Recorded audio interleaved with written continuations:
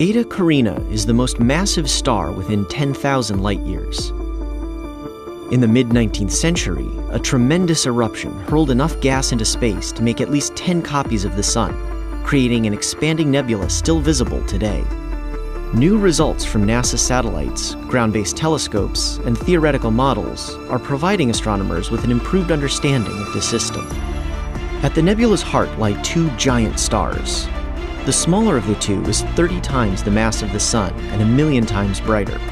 The primary weighs 90 suns and shines 5 times brighter than its companion. Both stars produce powerful outflows called stellar winds, but the primary's is so dense it prevents astronomers from directly observing the star. The secondary's orbit is among the most eccentric known.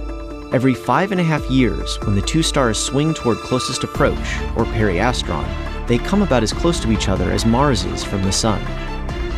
Eta Carinae's most recent periastron occurred in August 2014, and many of NASA's space-based telescopes, as well as ground-based observatories, looked on.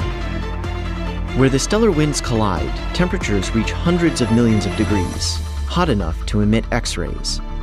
But the X-ray emission shuts down near periastron when the smaller star is swallowed up by the dense wind of its larger companion. The X-rays gradually recover after periastron, but they do so a bit differently each time, suggesting structural changes in the dueling winds. Recent observations have helped theorists refine computer models of this interaction.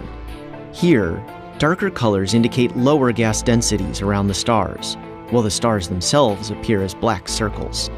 When the stars are far apart, the winds collide head-on, creating a huge cavity surrounded by 50 million degree gas. But near periastron, the secondary whips around the larger star, carving a tunnel through the primary's dense wind. The secondary star's rapid motion changes the collision zone from head to tail. The smaller star's faster wind flows out along the cavity it created and then crashes into the outward-moving wind of its companion. From our perspective on Earth, the X-rays fade, then recover as the stars move apart. New 3D models of these simulations reveal the formation of finger-like protrusions along the cavity near periastron, features never before identified. Theorists now investigating the phenomenon suggest they may arise from instabilities developing in gas as it flows along the cavity wall. Astronomers also keep an eye on Eta Carinae with the Hubble Space Telescope. These images show a structure resembling a crab, formed by gas excited by the secondary star's intense UV light. This light dims near periastron when the secondary passes through the thickest part of the primary's wind. The gas relaxes, settling into a lower energy state. As a result, the crab appears in a different spectral line until the stars move apart and the UV light is restored.